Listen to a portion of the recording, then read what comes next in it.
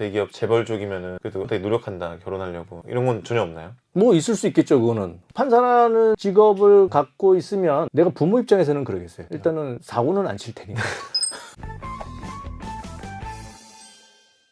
안녕하세요. 고해남 TV에 출연하게 된 영광을 갖게 된 윤용수 변호사라고 합니다. 반갑습니다. 네, 반갑습니다, 변호사님. 네, 특별한 인연으로 모시게 됐는데 나와주셔서 너무 감사합니다. 아이, 불러주셔서 고맙습니다.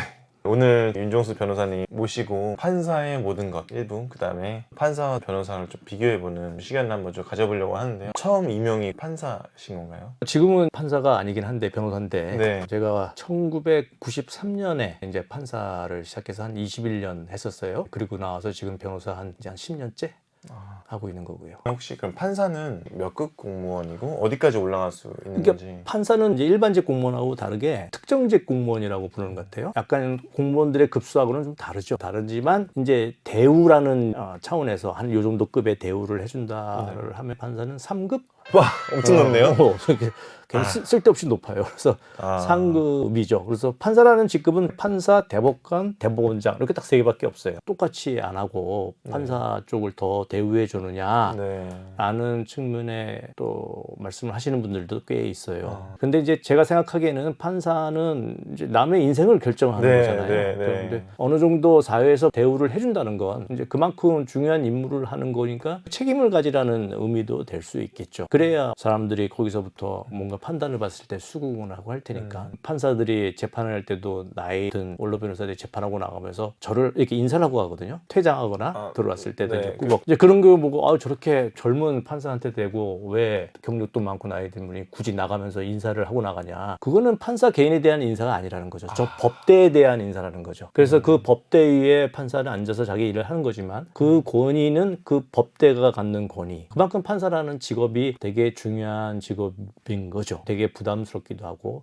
되게 어렵기도 하고. 판사가 된다고 하면은 많은 분들의 선망의 대상이다 보니까 결혼 상대로 사람들이 많이들 소개시켜주고 그런다고 하는데, 혹시 판사분들은 어떤 사람하고 또 결혼하는지 궁금합니다. 왜냐면은 판사들이라고 네. 별다른 사람이 아니에요. 똑같은 사회인이고 똑같은 남자, 여자고. 그래서 그거는 되게 다양해요. 제가 어디서 듣기로는 대기업 재벌 쪽이면은 그래도 되게 노력한다, 결혼하려고, 이런 건 전혀 없나요? 뭐 있을 수 있겠죠. 그거는 옛날에는 오히려 좀 그런 게 더 있을 것 같아요. 뭐 선 봐가지고 뭐 마담 뚜가 해서 결혼하고 하는 이런 케이스는 옛날에는 오히려 그런 케이스가 더 있었을 거예요. 지금은 사람들의 어떤 성향도 많이 바뀌었고 요즘 뭐 젊은 분들이나 뭐 그런 거보다 자기가 마음에 들어서 하는 그런 쪽에서 더 원할 수도 있으니, 예전에는 뭐 판사 뭐 이러면은 결혼을 하고자 하는 입장에서는 되게 좋은 직업 이렇게 생각했지만 이제는 다 알거든.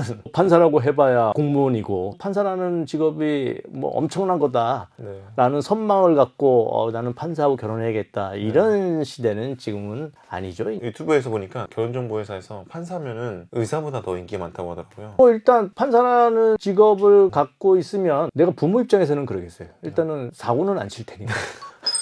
엄청 겸손하시네요.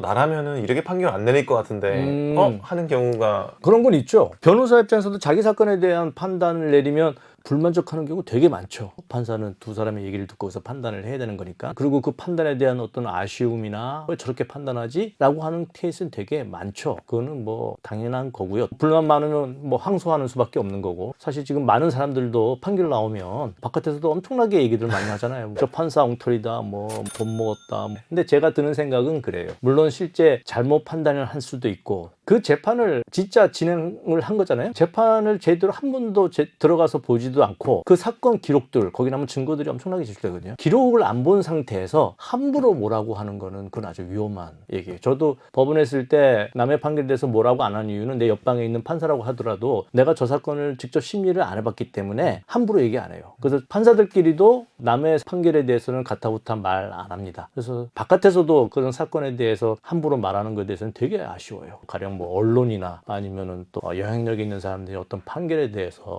엉터리 판결이다, 뭔가 다른 게 있다라고 함부로 의심하는 건 되게 조심을 해야 될 것 같아요. 국가에서 임명한 분이기 때문에 그거에 대한 존중이 필요하네요. 뭐 존중보다도 사람 사는 세상에 어떤 분야든 그 중에는 엉터리가 있고 뭐 나쁜 사람도 있고 다 있는 거잖아요. 의심을 할 수도 있고 하지만 제가 경험한 입장에서 판사라는 직업이 마음대로 뭔가를 결정을 내리거나 그렇게 어느 안에 휘둘려서 이렇게 결정을 내고 전에 안 그러거든요. 거거든요. 그 자리가 사람을 만드는 거여서 거기에 대한 당연히 책임감도 있고 많은 것을 고려를 해서 판단을 내리는데 그런 거를 직접 하지 않는 입장에서 함부로 말을 못 한다는 취지고요. 그리고 그 잘못된 거는 결국 프로세스에서 바꿀 수밖에 없잖아요. 항소하고 거기서 다시 딴 사람이 그 기록을 위해서 봐서 또 많이 뒤집히기도 하잖아요.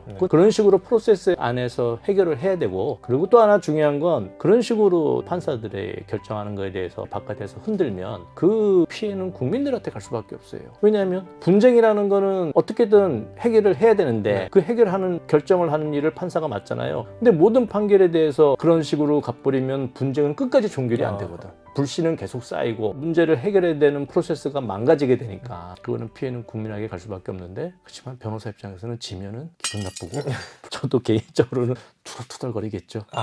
일부 판사의 모든 것에 대한 얘기 나눠봤는데 다음 2부에는 판사와 변호사 비교해보는 시간 한번 갖도록 하겠습니다.